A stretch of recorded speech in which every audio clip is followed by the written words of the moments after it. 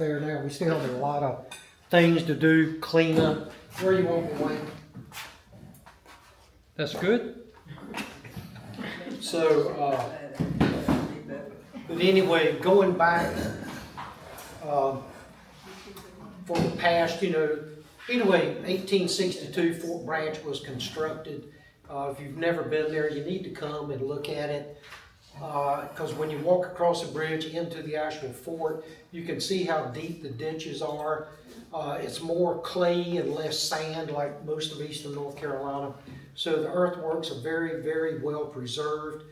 And when you walk around and look at the depth and how it's done, it was done all by shovel. Thousands and thousands of shovelfuls. And of course the people included the soldiers, local people, freed blacks, slaves and everything. It was a huge group effort to even dig this place out. And it remains remarkably intact even to today. The fort was never really attacked. It was simply abandoned following Lee's surrender at Appomattox. Most of the men there were local. They pushed as many cannons as they could into the Roanoke River. And it's a sheer bluff there if you've never been. It's a weird piece of geography because Bertie County on the other side is a floodplain. Rainbow Banks is on this side up to 90 feet above the river. And I mean, it's a sheer cliff. So it made a good natural defensive location. But like I said, they just went home after the war.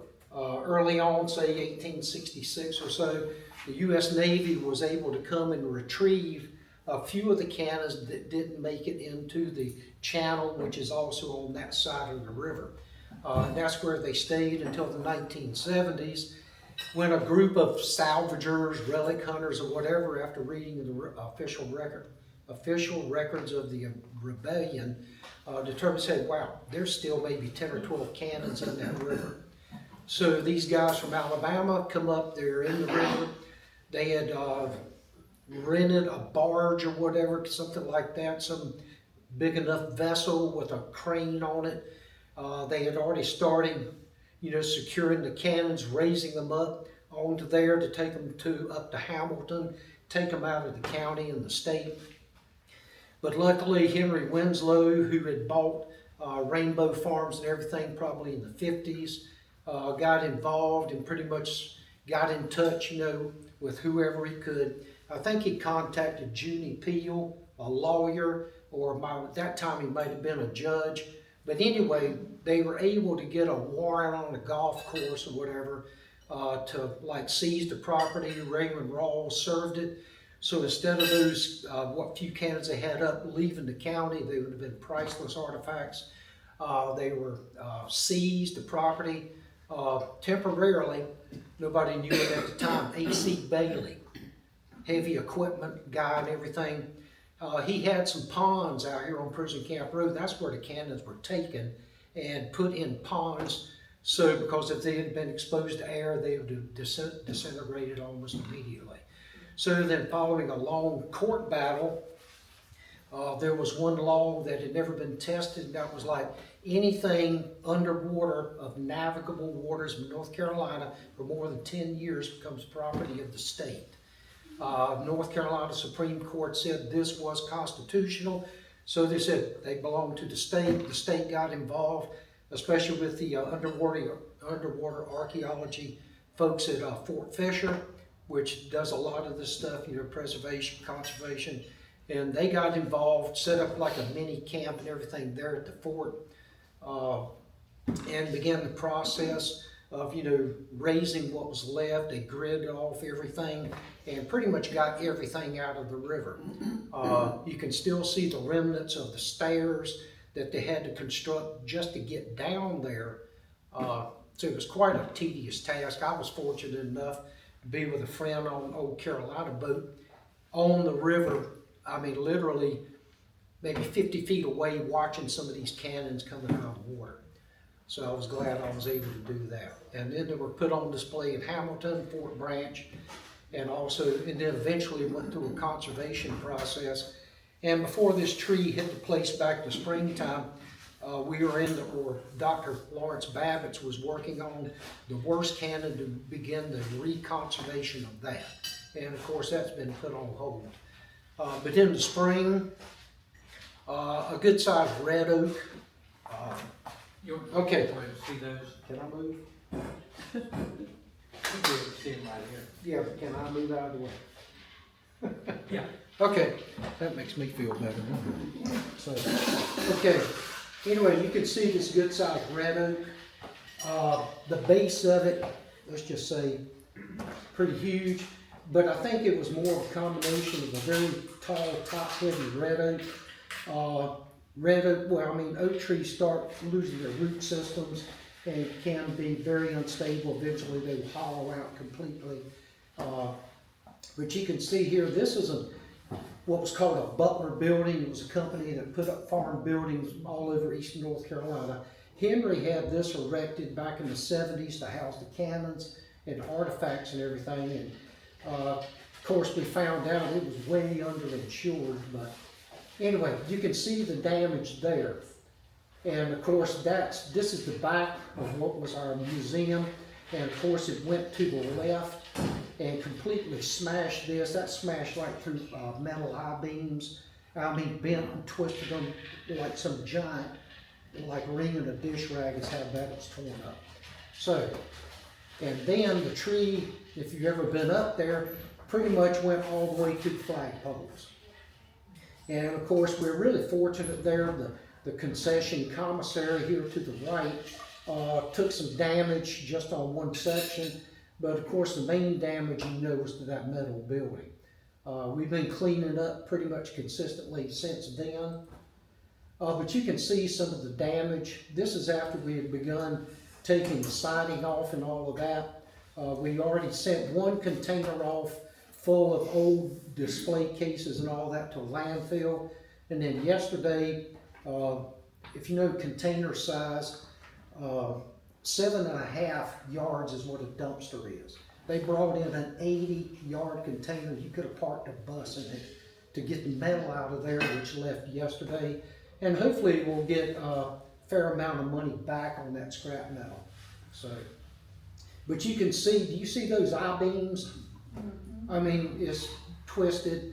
And this is after started repairs, on the side of the commissary. And yeah, we threw away the old metal desk as well. Oh, and by the way, the glass panels, does anybody want a 4x8 sheet of heavy tempered glass for a tabletop or picture window? Because we got 4 of them if you'll come get them. So, but you can see how extensive the damage was.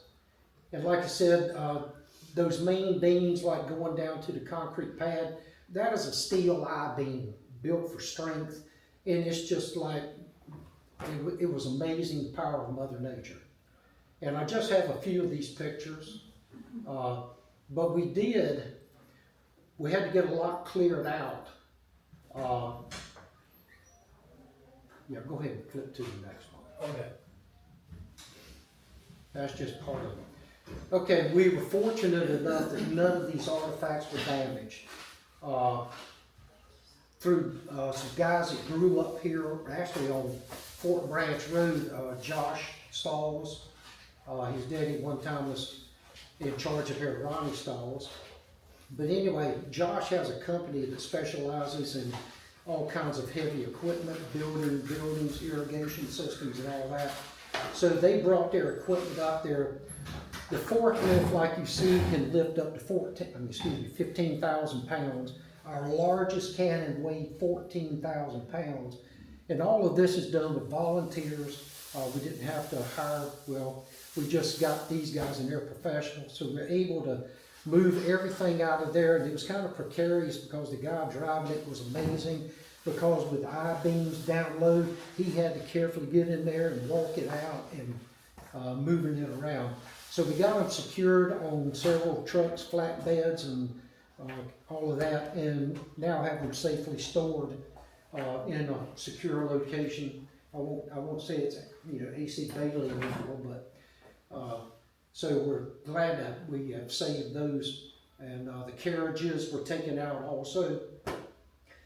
So, but this was a great effort, taking away a lunch break. We were able to move them out, load them, get them to a location, and unload them and put them back on blocks and everything in 6 hours. I mean, it was just amazing feat by all these people. So, all right. And that's Hank Winslow over there looking over the tube. Roll it on. That's all of them. Oh, it is? Yeah. Oh, well, dang, I thought we had more. Okay. Well, now, we That's one of the 24-pound smooth bores. see, we skipped that one. Okay. Yeah, this is just kind of like, I've already repaired the commissary over there and got the sign back up, but there's still a lot more damage going on. Right now, we have gotten the concrete pad completely cleared off. Luckily, that was not damaged because it's a 6-inch concrete pad that was poured specifically to have heavy artifacts put on it. So right now, we're planning on for putting picnic tables on it temporarily. Hopefully, after the new year, we're going to try to come up with some kind of plan to rebuild, maybe even a pole barn using the existing concrete pad that will be able to be, climate controlled, which will help in the preservation of everything. But if you come up there today and you kind of stand looking at that tree that crashed it, and you're looking at it, the tree is actually going this way, but when it hit, it ended up going that way because I think it hit dead center and rolled that way. If it had fallen where you would think it would have destroyed the carriages, period. They would have been crushed. So there's been a lot of good things come out of it. It's now getting a complete makeover of the fort inside and out, and I seriously believe it's going to look the best it has in 30 years. So going back to when Henry Winslow was still alive. So we have our reenactment coming up Saturday the 1st, Sunday the 2nd of November. Pardon me? Move over here. Move over here? Oh, okay. Direct use tough. Take 10. So, okay. But anyway, I know I've talked enough. Questions, comments, anything. How many cannons are you displaying now? None. Come the reenactment, we had one of the smaller field pieces was mounted on a reproduction aluminum carriage. And that is at Henry Winslow's garage. And we will bring that down for, just the weekend because that's really all we can do. We're not going to move the other ones until there's something nice to put them in. So. Oh, I was up there about a year ago and you took me around and Oh, okay. there must have been at least a half a dozen. if not Well, more. yeah, you had, 4 larger guns, which would have been on the river. Yeah. Pretty much 2 24-pound smooth bores, and then 2 rifled 32s. One of those 32s is really unique because it was cast at Tredegar Iron Works in Richmond, which was like the Pittsburgh of the South. And the other one was a naval gun that had the rear band added for strength and everything, so they could, and it was also rifled. Believe it or not, technology was really good back then. People had portable rifling machines where you could go on site and this thing that weighs several tons and put rifling grooves in cast iron. So pretty smart stuff. And with all those pieces, and we should be able to finish the work on that Tredegar gun once we're able to get things going. But we've had a great influx, like I said, Lawrence Babbitt's, who's been in a lot of military and artillery stuff. In fact, he was gone for a couple of months doing like military research and digging and everything in Ukraine. And he said, yes, it got noisy at night. So he's pretty well traveled and well known. And so we got some good folks on board. Is it pretty clear there's no cannons in the river now? That's the best we can figure, yeah, because magnetometer surveys and all of that, they went over it thoroughly. probably the one thing that still has not been gone through is the, where the powder magazine was located, which is also just a natural spring. Even now with the dry weather, it still has water in it, but that is where they dug the rifle, the magazine. And they said the steps are still there, there's still stuff down in there, but it's never been gone through by the proper people, so. How long did it take them to build it, actually? About a year. Yeah. Yep, about a year. And there was never a battle? fought? No, we just do this just to, Oh, I know that. yeah, but look, it was so well built in such a great location. Union gunboats one time tried coming up the Roanoke River. There was even one case they were coming by Poplar Point where the Slade Farm is. The Slade Farm right there had an overlook, kind of like Fort Branch, where they had a wharf and everything. And the colonel at Fort Branch took a cannon down there. They dug small rifle pits and opened fire on the Union gunboats going upriver towards Fort Branch. So that was kind of discouraging. But then once they got to Fort Branch another time, the Fort Branch cannons are aimed for that bend, and as soon as one would come around, boom, boom, they couldn't even bring their guns to bear because most of them were on the side. They're going, and so they pretty much, said, we need to get out of here. And without the naval gun support, infantry would have been a pure suicide mission, because then they had another dozen just aimed if there was an infantry assault. And then if you got into the ditch of the fort, then you still had maybe 20 feet. You had to go straight up to even get to the interior of the fort. So very, very well built, constructed. It was actually a Confederate engineer that laid out the design and everything. So, and yes, there's a cemetery located there. That was there prior to the war. Anybody know much about Hamilton, the houses? Up there, one's called the Cloman House. Yeah. Anyway, his family farm was there. In fact, there's a Cloman or two buried at Fort Branch. But across the road, which is now a vacant field, that's where the Cloman House was located, on what is now Matthews property over there. So. Are you gonna have to fundraise to get the building that you want for the cannons? Yeah, there's been a lot that has come in, and Because they heard about it? pardon me?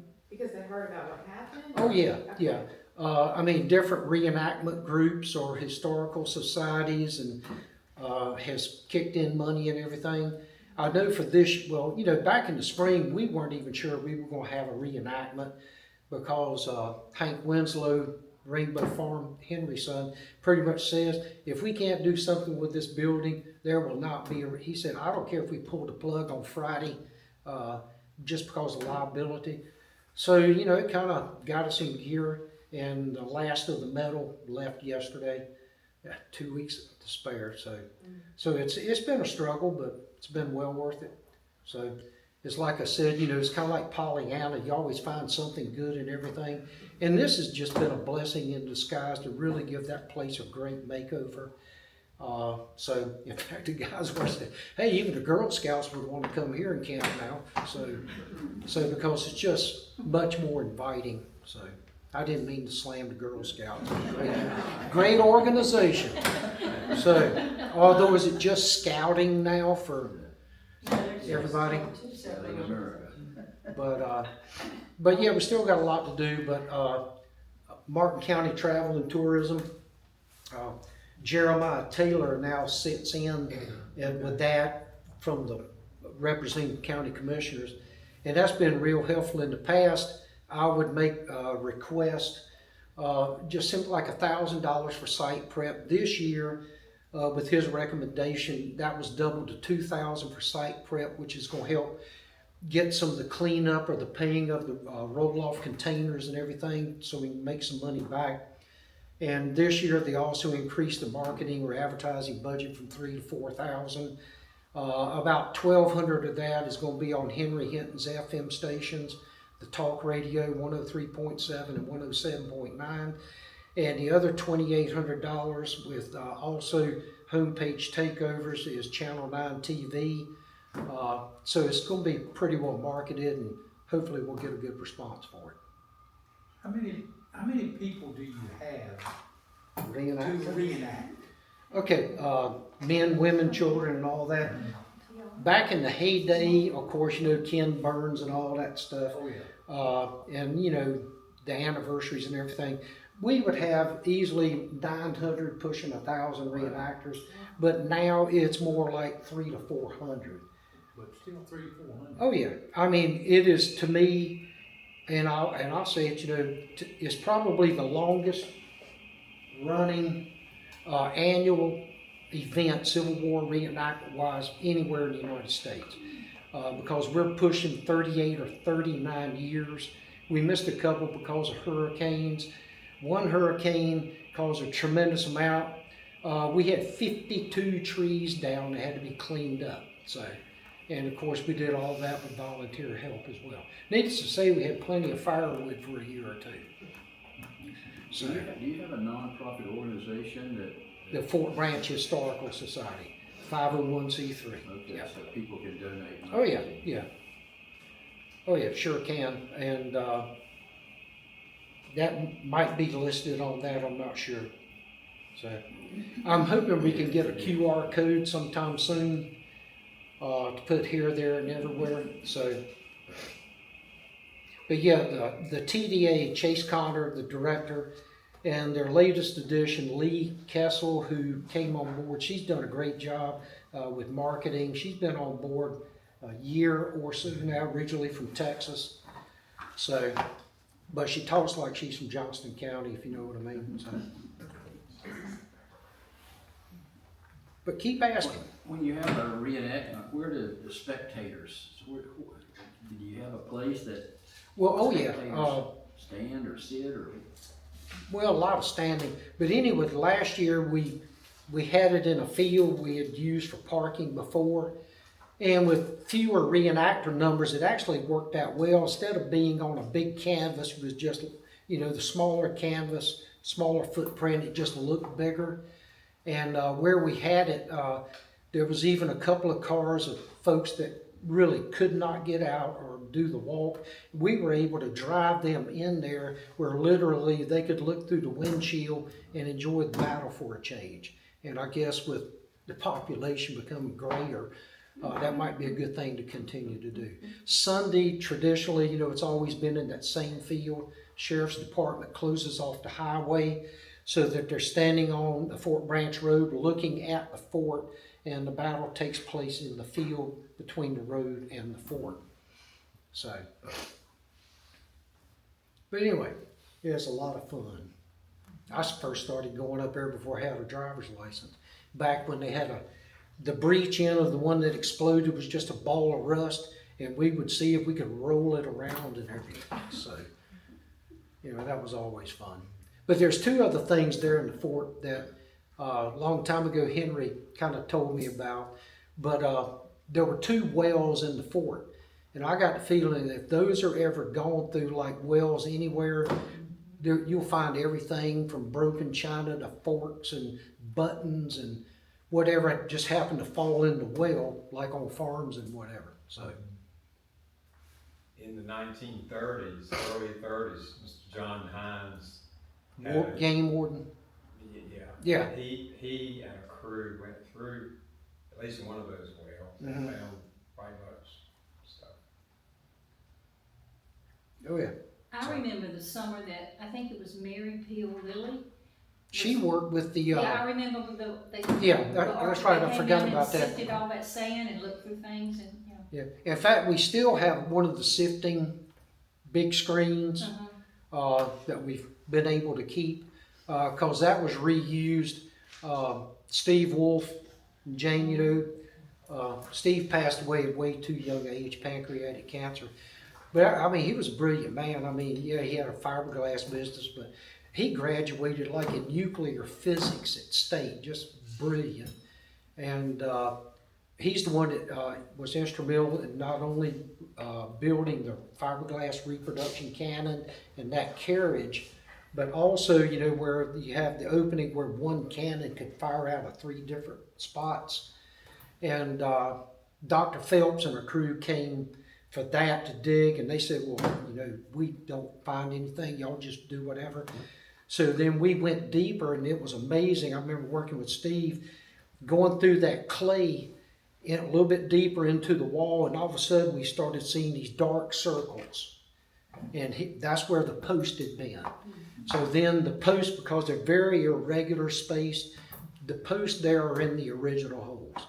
So that was quite warm. But yeah, Mary Peel, Lily, was part of the college crew up there and everything, going through things.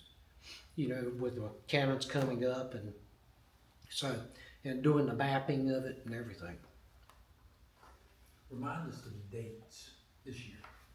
Date. Halloween, come on up on Friday. I'm sure there'll be a lot more tricks than treats, but that's Saturday the 1st. It's always the first Saturday, Sunday. If Sunday's on the 1st, it will go to the next weekend. And so this year, Saturday the 1st, Sunday the 2nd. Saturday's a great day to come up.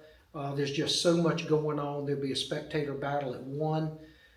Sunday, kind of same thing, spectator battle at 1, but we close earlier. But also Sunday morning, open to everybody. We have a church service that's inside the fort.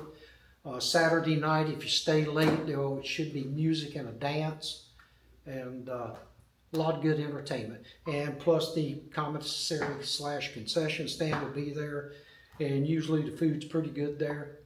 So, and it's only $10 a car. Pack it, come on. We want to make sure you still have money in your pocketbook or whatever before you get out. You know, some places by the time you close the door, you go like, God, where'd my money go? And but we just want enough to raise money, but at the same time make it family friendly, where a family of 4 can come up for $10 and really have a great day. So. Thank you for all you've done. Oh yeah, well, labor of love. So, and that's why I said, please excuse me. This is actually some of my better looking work. Yes, I'm comfortable in pink and everything else. But this was good. Food was great. Thank y'all. And so more questions. You want something for the article? Look, I'll get you that guy's name in a minute. So, because she's wanting to do an article on the Christmas program and some of the other stuff. But if you don't know Deborah, she does a great job in helping to promote things in this county. So the Christmas program is the first Saturday. Saturday in December. Is that the 7th, I believe? I think it's on here. Is it the 6th? Civil War Yes, it Christmas? says December 6th on here. Okay, that's fine. Yeah. Okay. But anyway, that begins at 7. It doesn't mean it stretches out. Pretty much, you know, try to come by 1:45. Make sure you have good shoes, flashlight, dress for the weather. Because we've seen it act. The one time it snowed while these scenes are going on was really great for a Christmas program. So, but hopefully all will go well and we'll be able to put that on without a problem. Although I've seen it get snowed out before too. 1st of December. So, a rarity in Martin County. And it'll be an Eastern Living in November. Got that, y'all? Great publication, and it's free. So, but yeah. But you know, talking about enterprise articles, Earl Bailey, right, that worked down there, he can tell you everything and where to look. Lives in Beargrass. But I know before he said, oh wow, I came across this. So, I mean, you pick his brain, you might find out a lot more, or where to go to look right away. That's good. Yeah. Do you know how to get up with him? I could, yeah, I could. Okay. But like I said, great guy. And look, if he got a break, he'd be upstairs reading, you know, the old one. I've been talking about the original stuff. Up where it said, used to be a pool hall. Did you ever go upstairs? Yeah. I went- No spitting on the floor and stuff like that. So, great artwork. So, Thank you. thank you. Wow,